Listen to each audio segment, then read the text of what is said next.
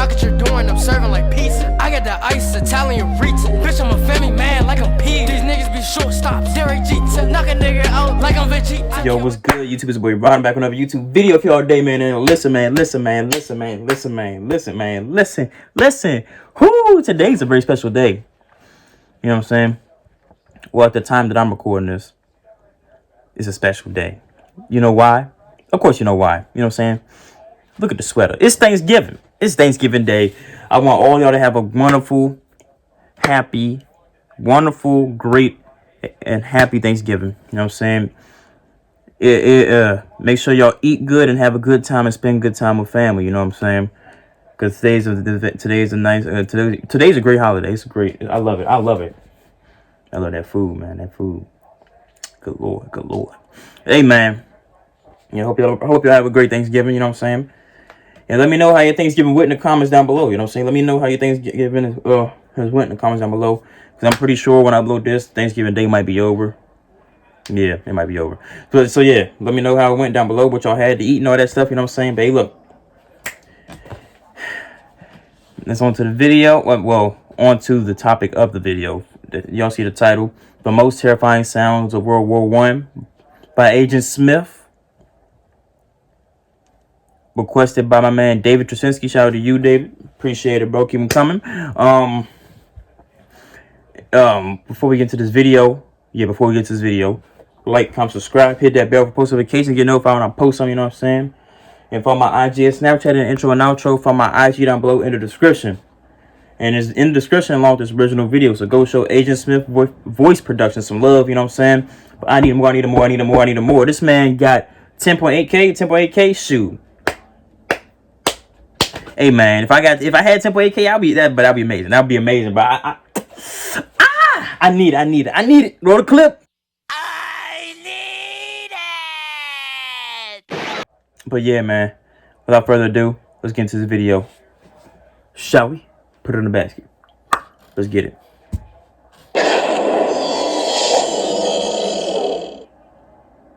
Good Lord. That fart was about to take me out.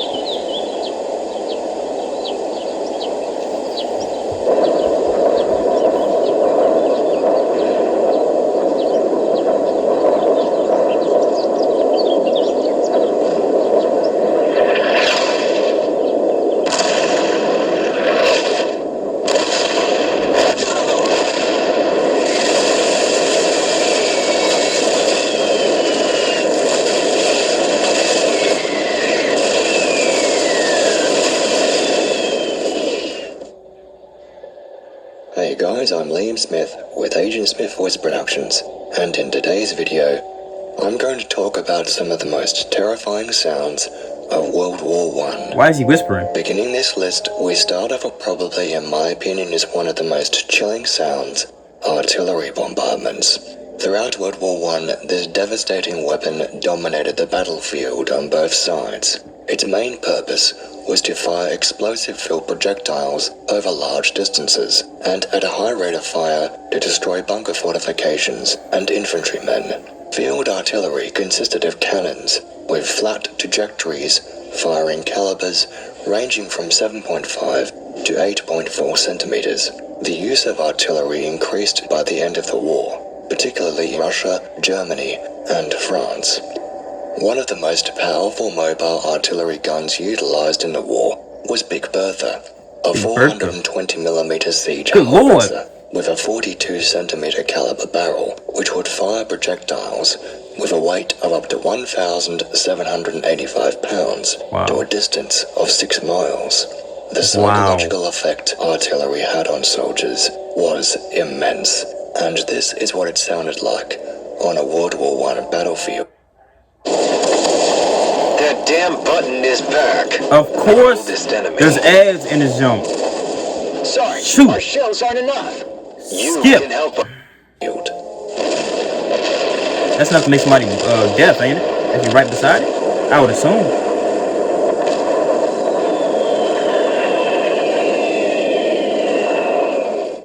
Next, we have the Maxim MG-08, or Maschinengewehr 08. This weapon was the German Army's direct copy of the world's first fully automated machine gun system, developed by Sir Hiram S. Maxim in 1884. During the Battle of the Somme, on July the 1st, 1916, on just one day, the British lost 21,000 men, mostly to the German version of the machine gun.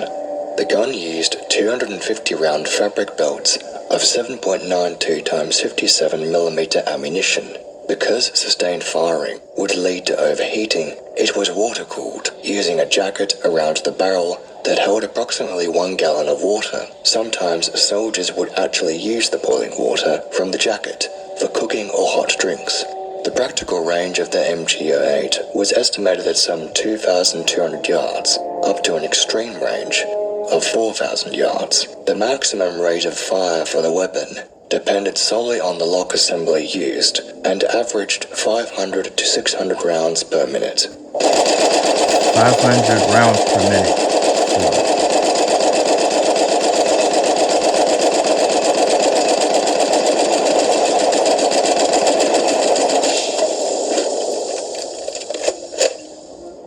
Did they get that from Battle? Did they get that from Battlefield 1? The sound from Battlefield 1? Was bombardment by gas shells. Chemical warfare was used extensively throughout World War I by the Allies and Central Powers, and included all sorts of horrendous chemical agents designed for psychological warfare among enemy troops. Some of the worst included chlorine, phosgene, and in particular, mustard gas, or known by the Allies as hot stuff. They were absolutely diabolical weapons. Gas masks often proved inadequate as the gas penetrated the filters and mask housing. What, are you This is serious? what a gas barrage sounded like in World War I.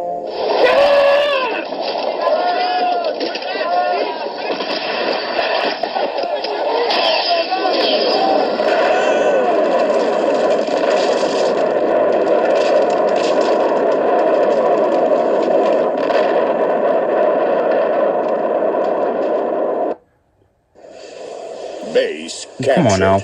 Expand your What's up with all these ads, Show bro? them who's boss. Jesus Christ. That's wild. And they said the mass was inadequate, as in it didn't work. Powerful guns of a battleship. These enormous ships symbolized naval dominance and national might. For many decades, the battleship was a major factor in both diplomacy and military strategy. They consisted of a main battery with large caliber guns. During the late 19th and early 20th centuries, the battleship was the most powerful type of warship, and several of them was considered vital for any nation that desired to maintain command at the sea. The biggest gun that was ever utilized by the Royal Navy, for example, was the BL 18-inch Mark I naval gun. It was developed to equip the large light cruiser HMS Furious. Unfortunately, the Royal Navy discovered that the light hull of the ship could not handle the firepower of these guns, and instead was deployed onto the HMS Lord Clive. The gun fired up to 18-inch caliber shells with a weight of up to 1,510 kilograms. Only 3 were ever produced, the last one surviving until being scrapped in 1947.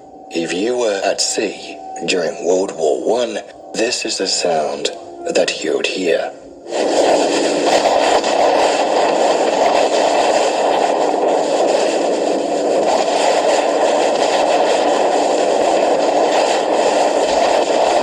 Dang.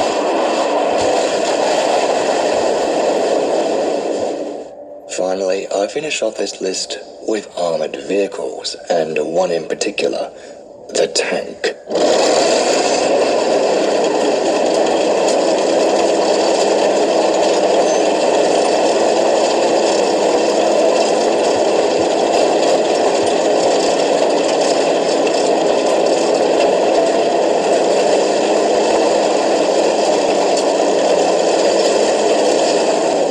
In 1916, the British Army was the first to utilize armored vehicles for warfare.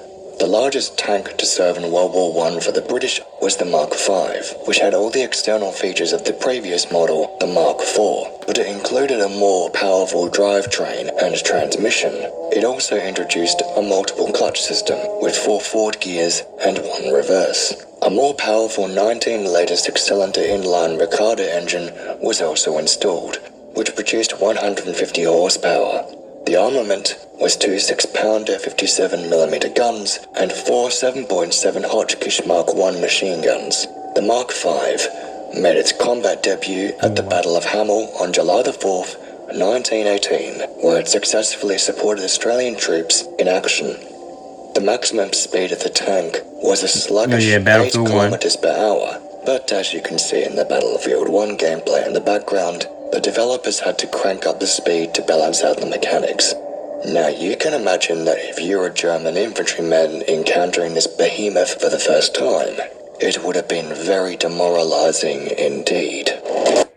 Because you can't. Play War Thunder, the next gen God military damn. action game now. 3 ads? Tracing realistic clouds, lighting and weather, as well as explosion and gunfire. You trying to get paid, ain't you? Battles is life.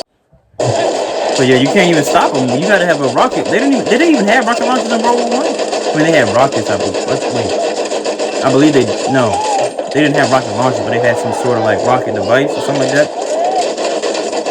I remember using it in Battlefield 1, you know what I'm saying? Cause I got that game. I'm be tough in that thing, you know what I'm saying? And the Xbox, what you talking about?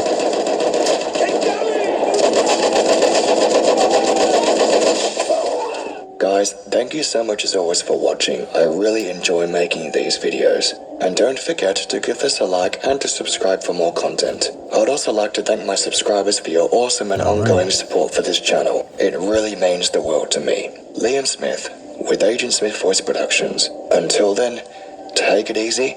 I'll see you next time. All right. That's the end of that video, man. Imagine, I mean, of course, it's not scary sitting here in the comfort of my own home, hearing no sounds. But if you're on the battlefield in a war and you hear that from the enemy side, of course you're going to be scared. You're going to be scared in general if you're on the battlefield anyway. You don't want to die. I mean, yeah, you don't want to die. Unless you're suicidal or you're crazy. But I mean, look. Hey, man. I'll wrap up that video, man. Shout out to you, Dave Trasinski, man, for recommending this. Somebody get on it, you know what I'm saying? Keep them coming, keep them pushing. The rest of y'all do the same. Like, comment, subscribe. Ding! Hit that bell, post notification. You're notified on post something, you're notified of what you're doing. If you're liking it, what you're doing. If you're commenting on what you're doing, you know what I'm saying? You don't know what you're doing. I don't know what you're doing either. So you might as well just do both of us a favor. And like, comment, subscribe, hit that bell, post notifications. You know what I'm saying? And hey, man. For my IG Snapchat, the intro and outro, find my IG down below in the description. And it's in there along with this original video. So go show my man Agent Smith some love, you know what I'm saying? But hey, look, I need more. I'm trying to catch up to him. 18. No, I said 18. 10.8K.